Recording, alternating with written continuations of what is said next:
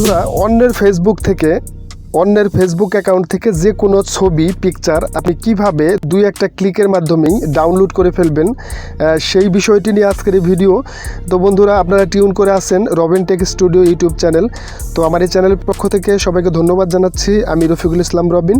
সেই সাথে সবার প্রতি আমার একটা রিকোয়েস্ট, আপনারা যারা এখনও পর্যন্ত আমার এই চ্যানেলটিকে সাবস্ক্রাইব করেননি তারা প্লিজ এখনই সাবস্ক্রাইব করে দিন, আর যারা অলরেডি সাবস্ক্রাইব করে আছেন তাদেরকে অসংখ্য ধন্যবাদ।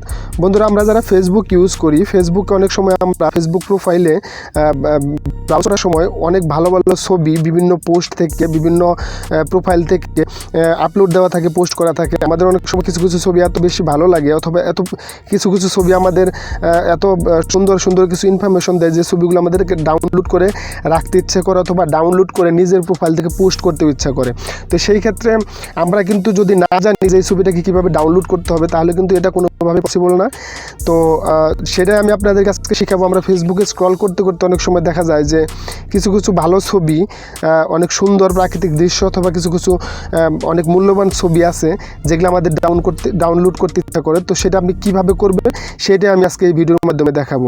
সো ফ্রেন্ডস, যে কোনো ছবি ফেসবুক থেকে ডাউনলোড করার জন্য আপনাকে কিন্তু অবশ্যই ফেসবুক অ্যাপসটিকে ওপেন করে নিতে হবে।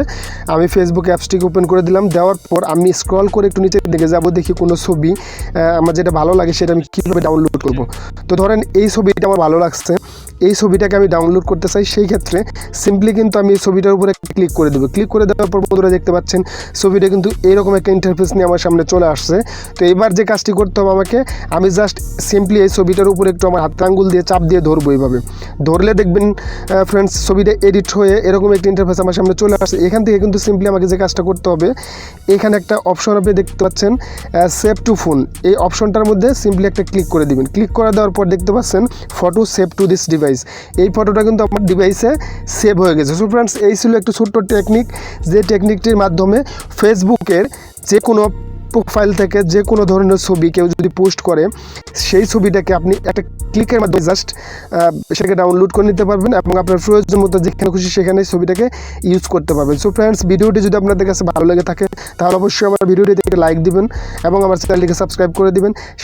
সাথে থাকবো আপনাদের ভালোবাসায়। আমি রফিকুল ইসলাম রবিন। ধন্যবাদ সবাইকে। কথা হবে অন্য কোনো ভিডিওতে। আল্লাহ হাফিজ।